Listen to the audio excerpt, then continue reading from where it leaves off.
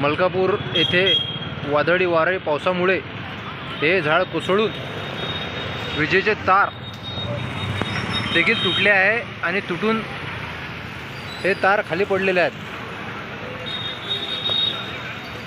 झाड तुटून तार देखील तुटलेला आहे, परंतु कसल्याही प्रकारची जीवित हानी झाली नाही।